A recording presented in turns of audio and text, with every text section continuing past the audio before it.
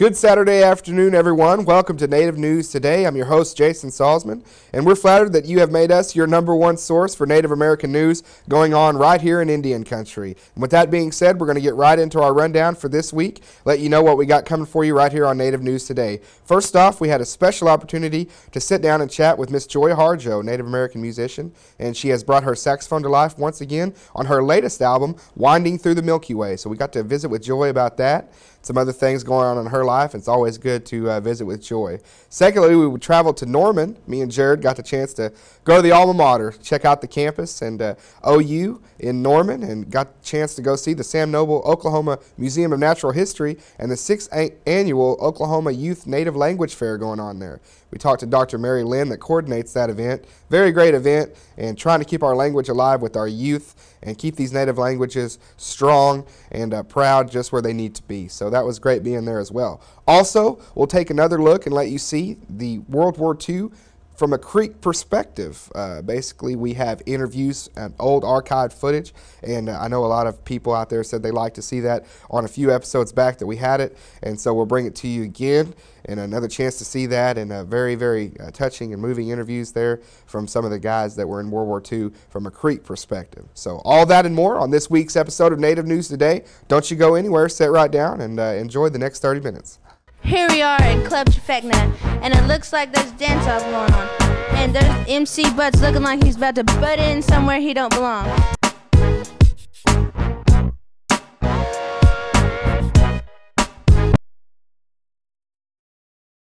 It looks like MC Butts has got beat down, and I knew there was something smelly about this dance-off competition, and it was MC Butts. Now Club Trifecta is a great place to be healthy and get your groove on.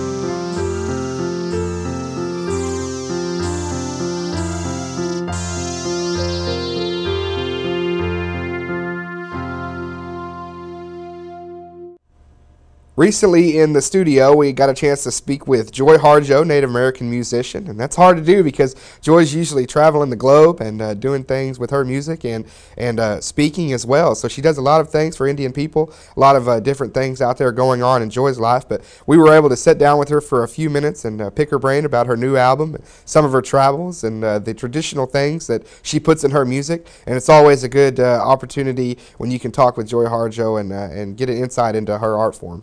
So I have a new album. Right now the title is Winding Through the Milky Way, and that title comes from the title song. It's the title song at this point, it could change. And a song that was haunting me throughout India. And it's basically, it's got a little song, a little creek song in the middle of it, a little creek poem, Muskogee poem with English, and it's saxophone and then a little keyboard part I wrote. But the album is out, the first one after about 4 years. I put out one a few years ago. It's spoken word for She Had Some Horses, because a new edition of that book came out. But this is the first music album since Native Joy for real. And there's been quite a process since the first one with Poetic Justice, which is not my band's name any longer. And that album was, I was mostly spoken word with reggae type stuff, and people love reggae. It doesn't matter what you're saying. Yeah, it doesn't matter. You can say anything. You know, and you put reggae in it, people love it. But the next album, people either hated it or loved it, and that was Native Joy for real, because it was, I just did it, and it was coming after some struggles and so on, and so it's all over the place. You know, it's all over the place, but it's still is part of that. That's a creative process. And this album is sort of, there's a lot more, I think, maturity in it. My horn playing has gone to another place, singing, and I have a really good collaborator, producer, and band member, Larry Mitchell. You can Google him. He's incredible, and he's you know, and an incredible human being. too. You don't always find that with great talent. You know, the nasty factor rises, I think.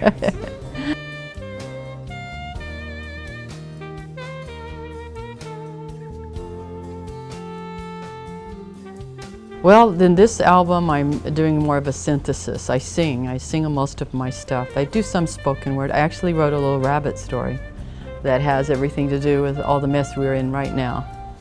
And that's going to be near the front of the album. And then I'm singing a Creek hymn. And then I sing in English. So that's all part of one piece. So I take chances, or I take risks. Some are just almost pure music. I've added native flutes too, even though I said I would never. You have to watch the word never. I would never, just because it's become so synonymous with. I've had people say, well, your stuff's not Indian because you're not, where are the flutes? Where are the powwow drums? Well, I'm a stomp dancer. I'm not really a powwower, person, even though I, appreciate it. So I redid a version of Witchy Taito, which is a tune that Jim Pepper made famous based on a song that his grandfather taught him. And I do it with stomp dance elements, shells, so I'm doing my own kind of mix. I'm singing. I don't have a lot of spoken word, just a little, but it's more song-like. So it's, like I said, I keep morphing or changing, and so it is a little different than what I've put out before.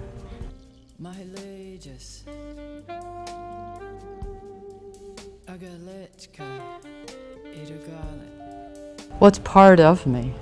I'm careful not to put anything in there that I'm not, I just take elements and weave them in and out.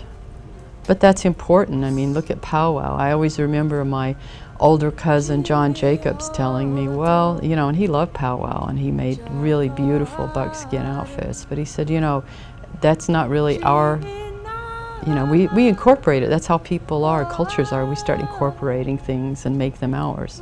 We've done that with music, we've done it with religion, we've done it with all sorts of things. But, our music has, our original music is, this ceremonious, this stomp dance music.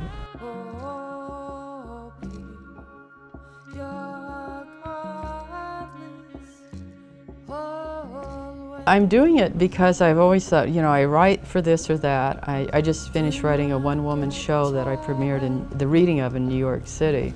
I do all this writing and I do all of this running around, and and I'm always a representative of my people, whether I haven't been officially designated, nor do I say that I am. I'm just one person. There's a lot of us.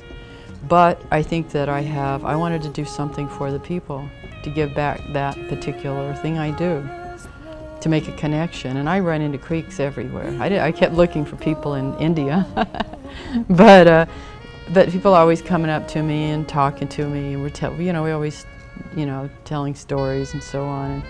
And so I thought, well, that's, people have no idea. There's Creek citizens everywhere, and people are out running around, and these things that happen out here in Indian country all over, and in Polynesian country, and people are going through the same things that we are. And so that was the impetus behind the column, was basically to listen, as a place to be able to listen and then maybe share what I'm hearing out in the rest of Indian country.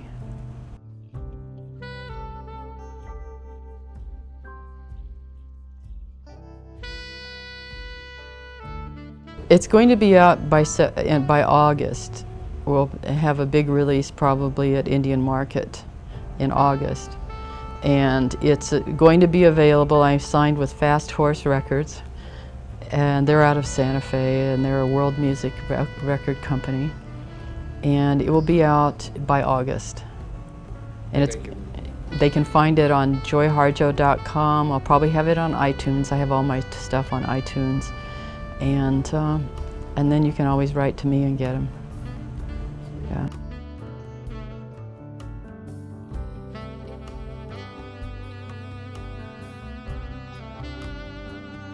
Well, I still have one song I'm fooling with, and then I've got to go in and add different parts to things, so it's almost done. But I feel like it's a good place to stand at this point. I feel really good about it, and you know, that it's looking at I look back over the first one and how that came into being, and then what I went through with the next one, which was important too, all those struggles. I mean, that album represents a lot of Native joy for real. It represents a lot of struggle and getting to know things, you know, getting to understand. I learned a lot from that one. So this one has everything has its own life. That's the thing I learned with anything, anything, is that it's not, I feel very grateful that the music found its way through me. And so, and I just helped it. I helped it along. I helped it along a little bit. So, you know, and the people who have heard it say, oh yeah, well, I like, you know, I've heard the bits, I like this one. I know, I think they think I'm crazy or something. But, but I like, you know, they say, I like this one, you know, so.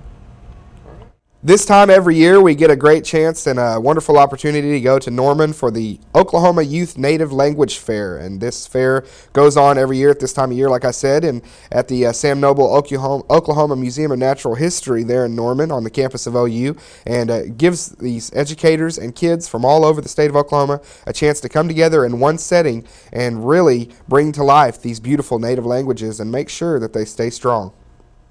We're at the Sam Noble Oklahoma Museum of Natural History here on the campus of the University of Oklahoma for the 6th Annual Oklahoma Youth Native Language Fair. And this is the woman right here that makes it all happen, the curator of Native American languages here at the museum, and Miss Mary Lynn. And Mary, thanks for being with us again this year. I know you're very excited about this year's event, but I know you're very tired also, probably. Actually, it's one of those energy things that I don't know if I'm tired or just so happy that I can't quit going. So I know you're very excited about the turnout here and how big it is. And I was just remarking to you before when we got here a while ago about how much larger it seems, that and a lot more things going on this year as far as traditional, I guess, basically performances and things like that. So tell us a little bit about everything going on today. Well, we thought it was big last year with 800 or a little bit over of students and teachers, and this year we had 1,053 students and teachers pre-registered, so we've grown again. We have 27 languages represented. I think that's right. And yes, the performances today and yesterday are just jam-packed. We have something like 57 performances today. And that's really exciting because when we first started it, people were a little shy, the students were a little shy, and we had more posters, and we made a book category as well. But now the students are really performing, especially in the individual spoken language, and they're getting very creative and they're just wonderful presentations.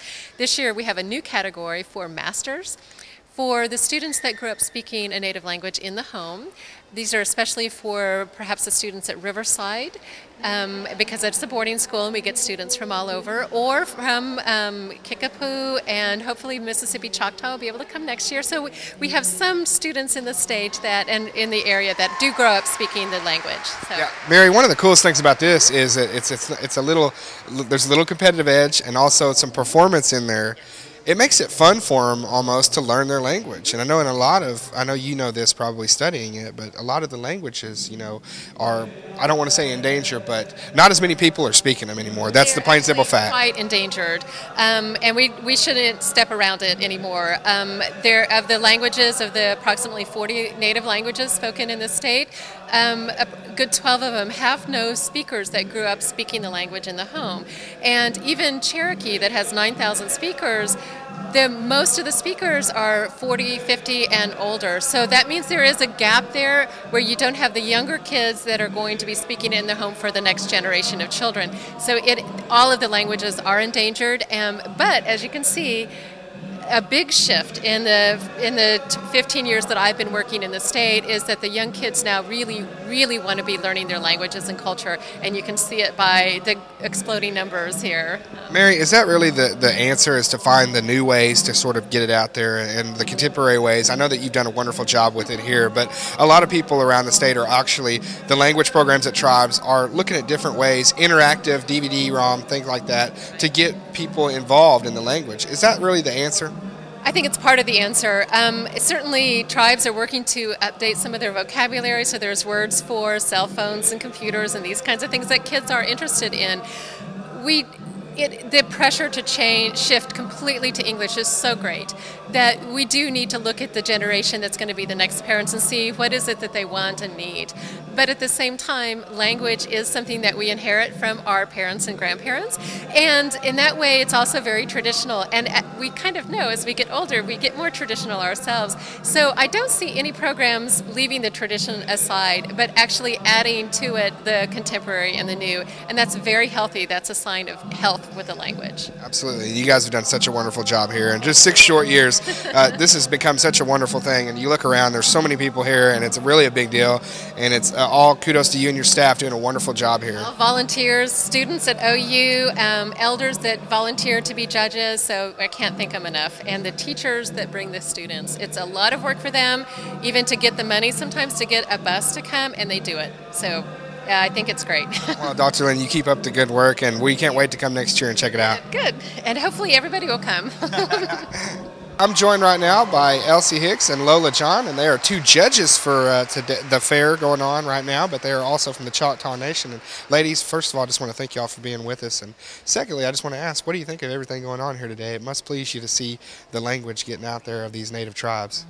Very much so. I think it's really beneficial to all that have attended this time. This is my first time to attend, as well as Lola's, but, you know, so I'm totally impressed with it all. Yeah, Lola, I mean, it's your first time as well, too, and I know that there's not a lot of things that go on like this in the state, so as a teacher of language, of the native languages, it's got to make you feel very pleased to see this going on.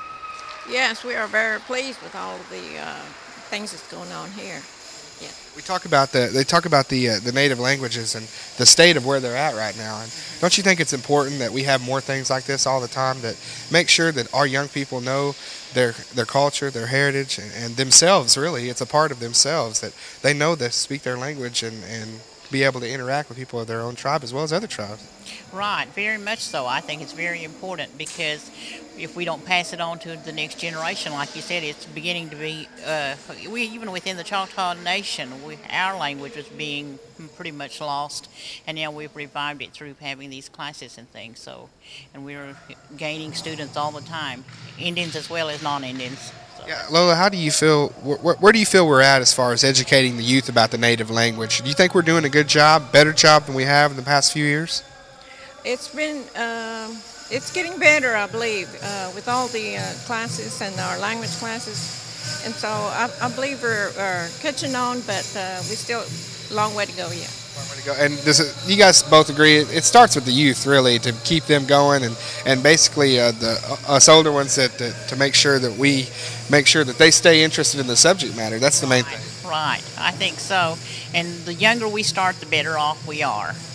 And they learn so quickly anyway, you know, at that age. So. Like a sponge soaking that information. Well, this is you guys' first year here. I guess, will you come back and be judges next year as well? Oh, yes, definitely.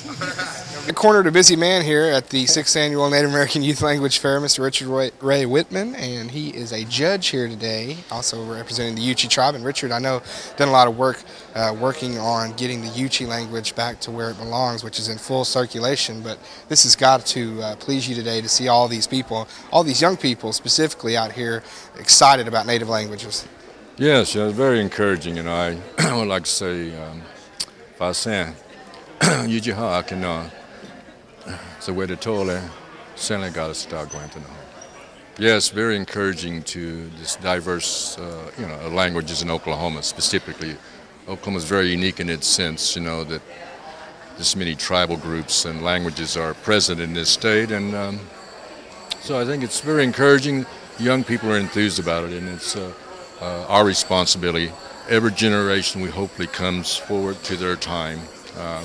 And obviously language is built into that.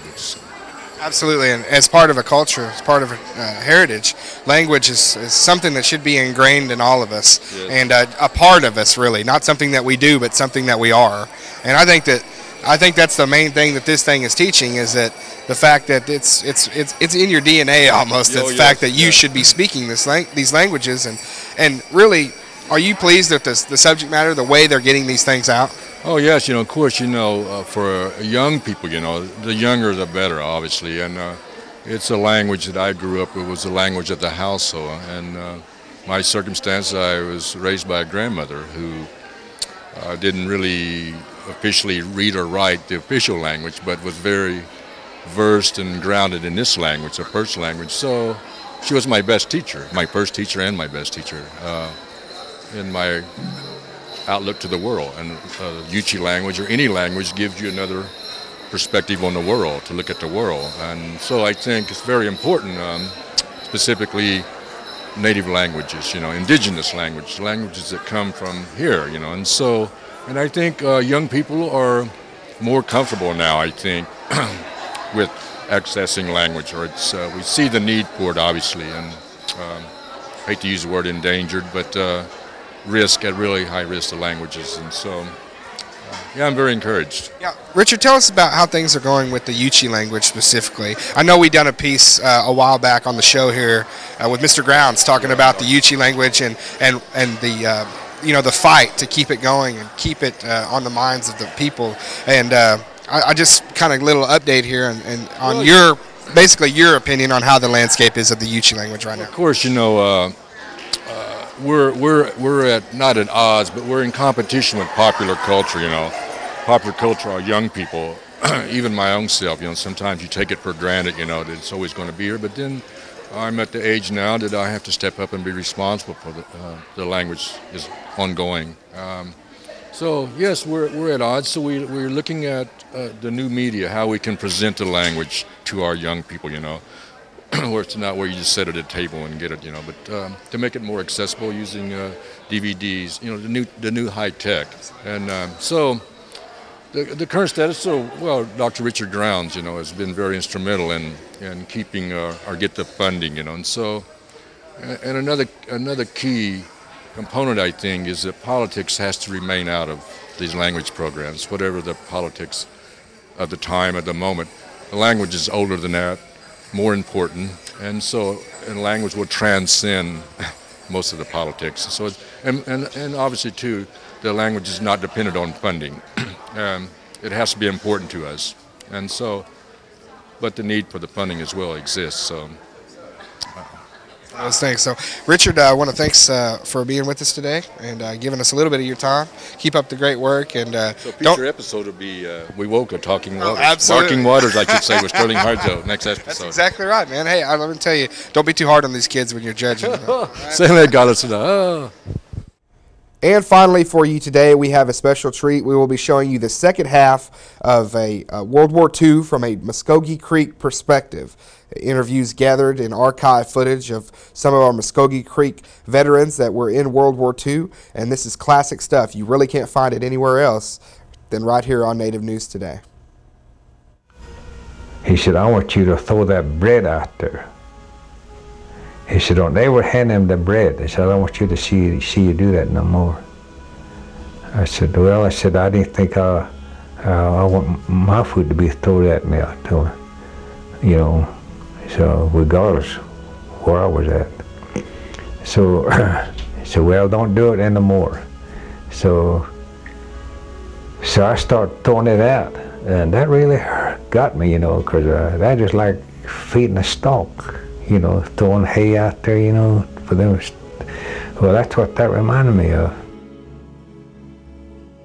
This friend of mine from North Carolina, Cherokee, Jacob Concept, he said, I want you to go back with me back to the ship. The reason I asked you, he says, we're going overseas. This may be the last time we get to see the skyline of the San Francisco Bay, town, the city, and all that pretty lights that we saw. But the main attraction is the Golden Gate Bridge. He says, I want you to stand here with me. And he said, who knows, this might be the last time we're going to get to look at it.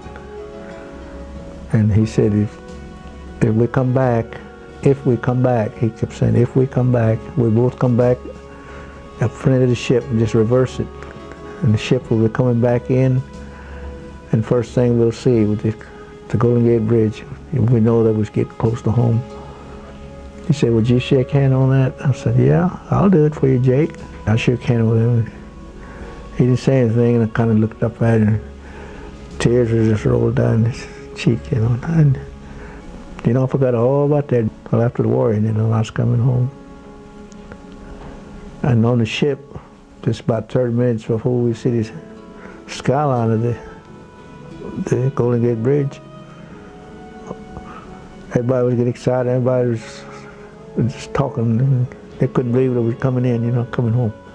Getting louder and louder, and people talking, just getting hepped up about it. So it hit me. I got to get to the front of the ship. Boy, I went up there wiggling through a bunch of them guys standing my way. I just wiggled through and kept going until I got up right to the front of that thing, almost the hull of that ship, I was standing there on the deck. Pretty soon, all of a sudden, that picture come, Golden Gate Bridge. There it come, like he said, it would come back.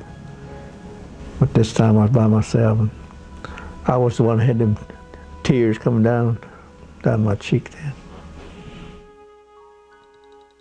It seemed as though they took the flower of manhood and put them in these horrendous situations and then expected them to come out like they were when they went in.